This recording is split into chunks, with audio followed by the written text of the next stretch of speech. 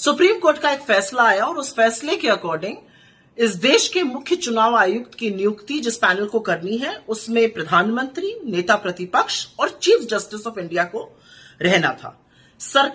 मोदी सरकार ने कानून लाकर चीफ जस्टिस ऑफ इंडिया को बाहर किया और मोदी जी के पसंदीदा मंत्री, प्रधानमंत्री के पसंदीदा मंत्री उसमें रहेंगे, प्रधानमंत्री खुद रहेंगे और नेता प्रतिपक्ष रहेंगे।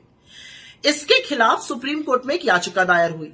सुप्रीम कोर्ट उस याचिका पर 19 तारीख को सुनवाई करने वाला था, लेकिन आनन फानन में सरकार ने समिति की बैठक बुलाई इस फैसले को करने के लिए। समिति की बैठक में राहुल गांधी जी जो नेता प्रतिपक्ष हैं, उन्होंने मुस्तैदी से कहा कि क्योंकि सुप्रीम कोर्ट इस मामले की सुनवाई करने जा रहा है, हमें उसका इंतजार करना चाहिए और इस बैठक को लंबित कर देना चाहिए, स्थगित कर देना चाहिए।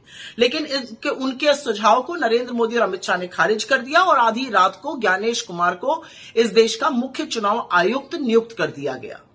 डिसेंट नोट नेता प्रतिपक्ष राहुल गांधी जी ने इसमें दिया था। सब जानते हैं ज्ञानेश कुमार जी अमित शाह जी के बड़े पसंदीदा नौकरशाह रहे हैं। सवाल एक है, असल में सवाल दो हैं, और सवाल यह है कि ऐसी क्या जल्दी थी? अगर सुप्रीम कोर्ट इस मामले को सुन रहा था तो उसकी सुनवाई हो जाने देते, फिर नियुक्ति करते। ऐसी क्या दिक्कत थी चीफ जस्टिस ऑफ इंडिया के रहते हुए कि उनको निकालकर मंत्री को एक डाला गया, जिससे कि फैसला 2:1 रहे, जो सरकार चाहेगी उसी की नियुक्ति होगी। और तीसरी सबसे बड़ी बात यह है कि chief justice of India CBI director की नियुक्ति वाले पैनल में रहेगा, लेकिन चीफ इलेक्शन कमीशन या इलेक्शन कमीशन के पैनल में नहीं रहेगा।